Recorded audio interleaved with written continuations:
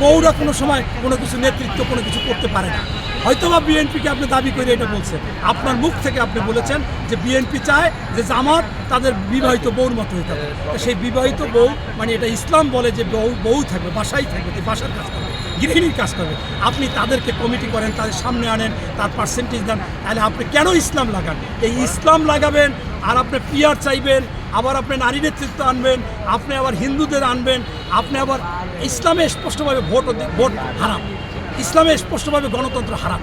তাহলে আপনার যদি সে ভোট হয়, এই ইসলামে ভোট চাওয়া যাবে না, ভোট চাওয়া হারাম। কাকে সে কে কী দিবে সে নিজেরা মতামত হবে, একজনকে সিলেকশন করবে, কাগজে লিখে দেবে এরে আমরা চাই। এটা ভোটও না, এটা সমর্থন।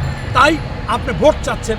আর আমি সবচাইতে আরও বেশি অবাক হই যে এই কয়দিন আগে 18 সালে যখন ধানের শীষ নিয়ে নির্বাচন করছে, এই জামাতের আমির, সেক্রেটারি জেনারেল সহ 25 জনে বক্তব্য দিছে যে বাংলাদেশের সেরা মার্কা হইলে ধানের শীষ, বাংলাদেশের সর্বশ্রেষ্ঠ নেত্রী হচ্ছে খালেদা জিয়া, জিয়াউর রহমান, তারেক রহমান, এবং এই মার্কা হচ্ছে বাংলাদেশের নিরাপদ মার্কা।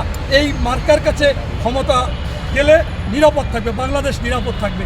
এই বক্তব্য চিৎকার দিয়ে দিয়ে দিয়ে দিয়ে প্রতিদিন সকাল বিকাল দুপুর বলেছেন। হঠাৎ করে আপনারা এটা থেকে একেবারে ফিরে গেলেন, ইউটার্ন দিলেন।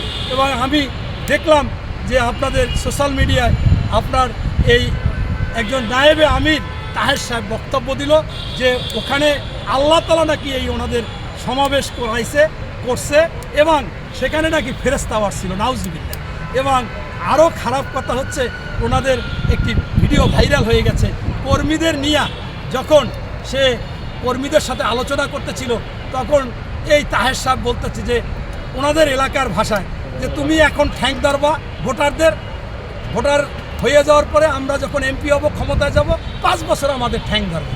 মানে অর্থাৎ যেটার কথা হচ্ছে যে এখন তোমরা কর্মীরা পাও ধরিয়া ভোটারদের ভোট আনবা, 5 বছর আমাদের পাও ধরবে, আমাদের পিছে ঘুরবে।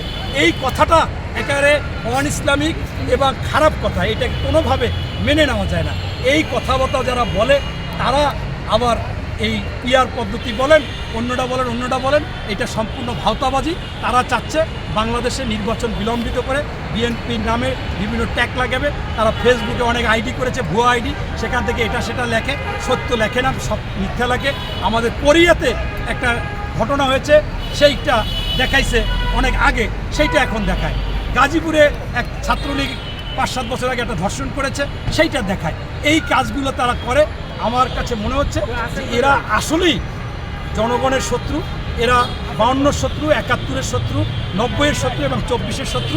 কারণ সকল মানুষ চায় ভোট, অধিকার, নির্বাচিত সরকার।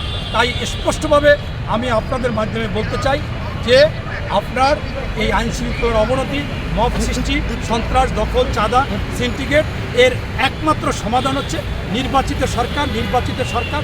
তাই নির্বাচনের কোনো বিকল্প নাই, দ্রুত নির্বাচন হতে হবে। ডিসেম্বরে হলে ভালো, ফেব্রুয়ারিতে এই সরকার বলছে সেই সময় নির্বাচন হতে হবে। ধন্যবাদ।